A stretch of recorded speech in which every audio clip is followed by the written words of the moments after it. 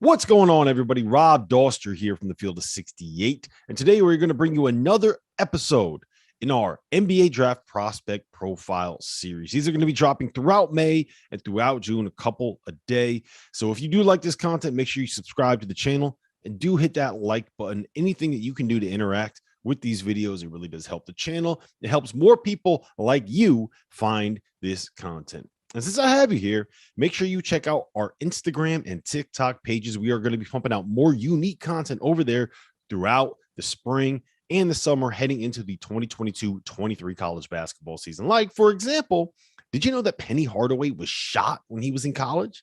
I didn't know that. You can find that story right now live on our TikTok and Instagram pages. The links for those are in the description below. So without further ado, let's get into another Field of 68 NBA Draft Prospect Profile.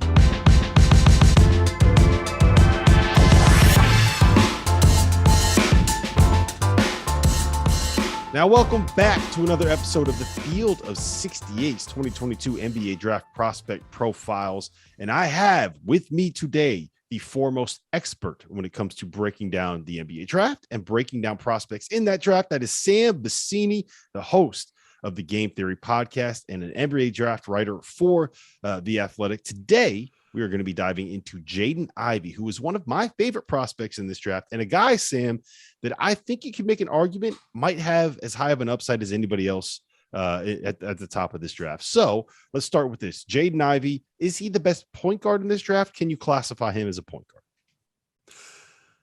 Good question. So I think he's the best athlete in this draft. If we're trying to have a designation that states he is the best at something, I would go with athleticism. He is explosive as an athlete. There are moments on tape where he is just in front of a guy and someone's defending him one-on-one at the point of attack, and he just runs around him like it's a joke. He's like, the last time I've seen something like this was Ja Morant, John Wall. Like that's where those comparisons come from, right?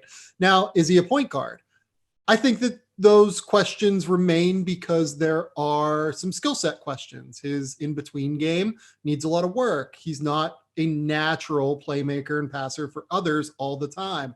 But given the way that he can create offense with the ball in his hands, I would classify him as the best lead guard in this class. And I hope that he can develop the skills that he needs to develop along the way to continue to be an effective guy that has the ball in his hands throughout the game. Yeah, he's a marvel to watch, especially in transition. There was nothing like him in college basketball this past season. I think Ja Morant is the only guy that I can remember that was as electric where, you know, when he gets the ball and he's heading up court with a head of steam, it's the kind of thing where you have to watch it because you know that there's going to be a highlight that goes viral coming out of there. Now, he did average 17 points this past season, averaged 5 boards, shot 36% from 3, which I think is probably a little bit low for what I would rate him as a shooter. The number that really stands out to me, he averaged 3 assists. Ja Morant was a double-double guy when he was in his sophomore season at Murray State. I think Ja Morant is one of the best all-screen passers, ball screen readers. I don't know however you want to phrase it, that I've seen coming out of college hoops. And that's not something that I think is a strength for Jaden Ivey. And you kind of reference that. So when you get to the NBA, right, can he develop that? Is there a way to find to improve on that skill set, or is it just something you have it or you don't? It's a good question. So I don't know that I would say we are certain he does not have it, if only because the Purdue scheme and offense was so different than what he will be tasked with running in the NBA. At Purdue, so much of it is based around throwing entry passes to Zach Edey and Trevion Williams. And he very rarely played as the tried and true point guard where he was the only guard out there, right? Eric Hunter was out there pretty regularly. The other Thompson, Isaiah Thompson, if I remember correctly, was out there for both of his years there. Like there are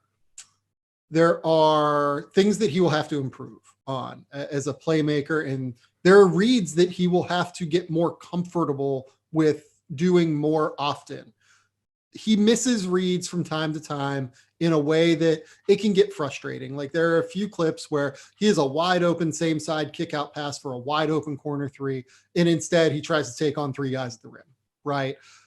that's the kind of stuff that I think he won't have as much success at in the NBA. He won't have as much success as Ja Morant there, particularly because while Ja Morant is capable of doing that, Ja Morant has better hang time. He has better body control, body mechanics, everything like that than what Jaden Ivey has. He's just a special player. That is why when you start looking into the intricacies of their games, the comparison to Ja Morant kind of falls apart with Jaden Ivey. Having said that, I really wonder what he looks like when we get him into a wide open ball screen scenario. If we can get him, all of these touches and all of these reads early in his career, I think there's a chance he can develop them. He might have it naturally in his repertoire, and we just haven't seen it yet in a way that I think makes him, because the tape doesn't actually have the answers for the questions we're asking, like he just wasn't tasked with doing it. It makes it kind of difficult to expect one way or another what Jaden Ivey will bring to the table as a ball screen creator. The other issue that I have, the other big question mark, there's three of them that I have with Jaden Ivey overall. The second one is the midi game. You kind of referenced this earlier. Yeah. When you watch the best league guards in the NBA, they all have that 12 to 18 foot pull up in their locker, and they can hit it consistently, and it's basically automatic. It's a layup for them.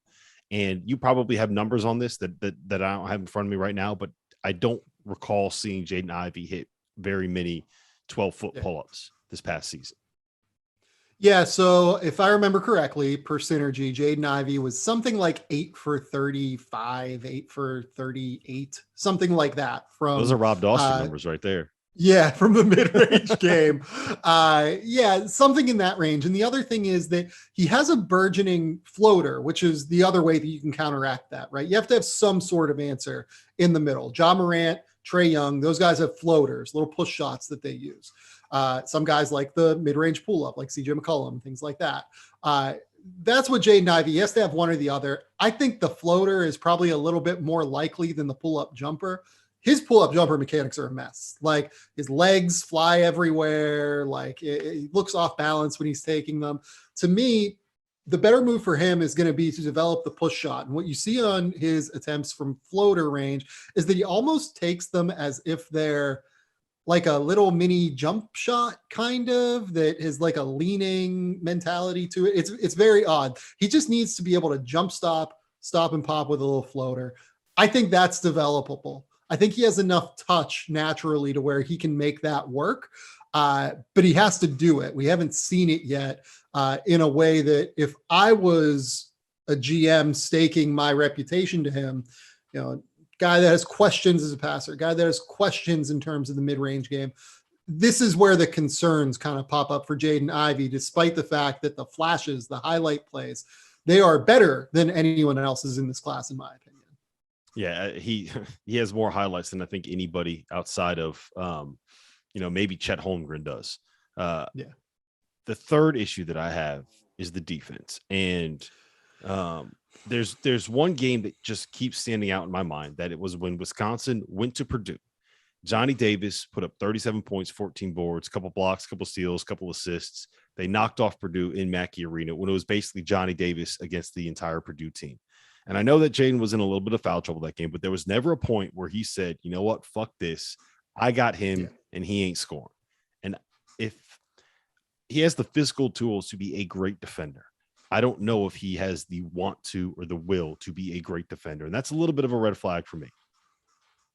So when you talk to people about Jaden Ivey, the thing that they will tell you is that he's very competitive and that he really genuinely cares about winning at a level that is uncommon. Like he really wants to win basketball games.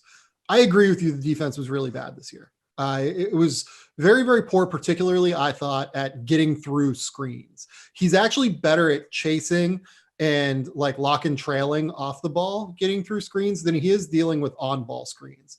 And as a point of attack defender, as a guy that we're potentially evaluating as a lead guard, I think that that's actually the more critical side of it. He needs to be able to fight through those screens. He needs to be able to give second, third efforts consistently to be able to get through those screening actions.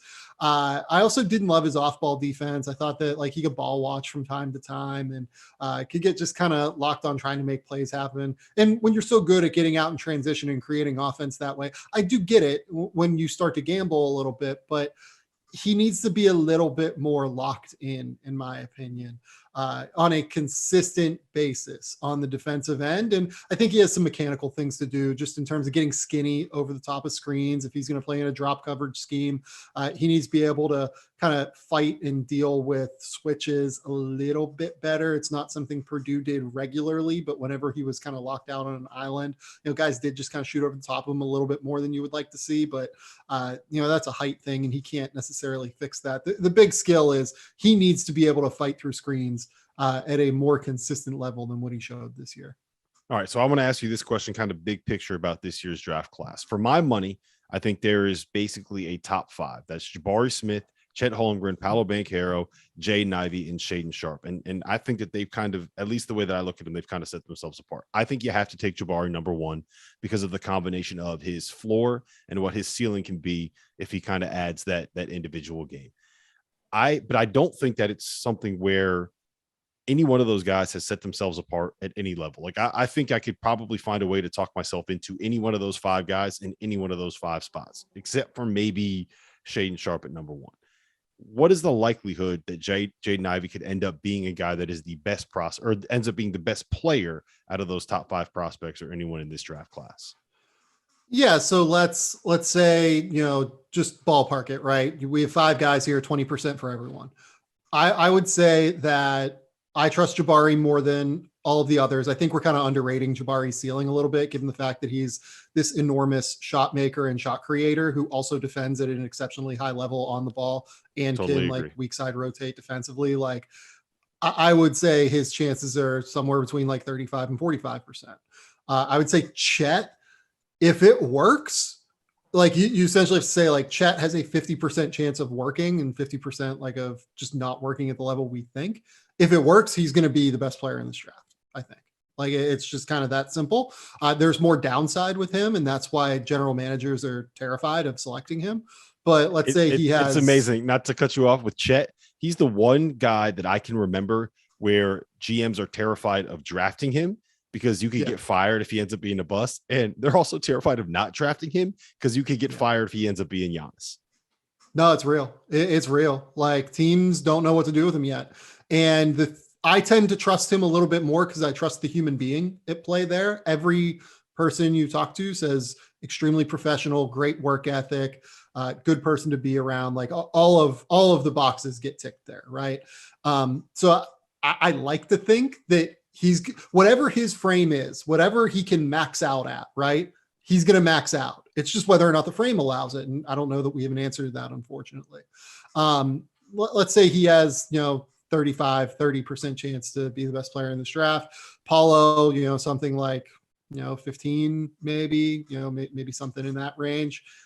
Jaden, I would say right in the 15 range as well. I would absolutely put him in that ballpark. I'm a little bit less high on Shaedon maybe than you are, but I think Shaedon has a ceiling to be one of the better players in this draft for sure. So, maybe we're talking 35, 30, 15, 15, 5, and I would throw Jaden like 15% there.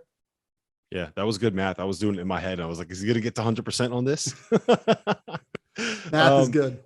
Yeah, math is good. So I'll end it with this. What kind of systems or what kind of teams or what kind of schemes is someone like a Jaden Ivey going to fit in? Because I don't think that he is necessarily without the passing. Like let's assume that the passing doesn't come, because if the passing does come, it's an entirely different conversation. But if the passing doesn't come, he's not someone that can fit in every style. So are there teams that you think he would fit well with? Yeah, the team that I've pointed out is Detroit. I actually really love the idea of putting him next to Cade Cunningham. The one thing that Cade doesn't really have is that like crazy burst athletically. Jaden Ivey would have that kind of burst that would allow them to get easy points. And then when the game slows down, because he can shoot and knock down shots off the catch, he actually can play off the ball with Cade. And then you can use Cade to warp the defense and then kick it out on the weak side to Jaden. And once that defense is warped and in motion, Jaden's gone. Like, it's over. He's going to be able to get to the rim with ease because of that burst and that athleticism. I love the Detroit fit at a really, really high level.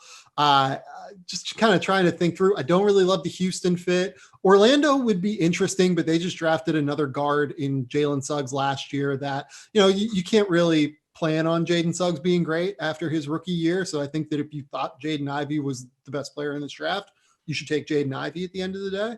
But I personally don't, and I think they should take Jabari Smith as well. Oklahoma City would be interesting. Their two guards that they have, Shai Gilgeous-Alexander and Josh Giddey. We can't send anybody to Oklahoma City. I like Jaden Ivey. We can't send him to Oklahoma City. Can't do that to him. I don't know, man. That's a fun team. Like, I'm in on it, man. Like, let's give them some burst. Let's go. I'd rather. How much of you saying that you like Oklahoma City has to do with the fact that they got Poku on that roster? And it's 40% at least. It's a lot. It's a high number. Pokuism is real, folks. It's.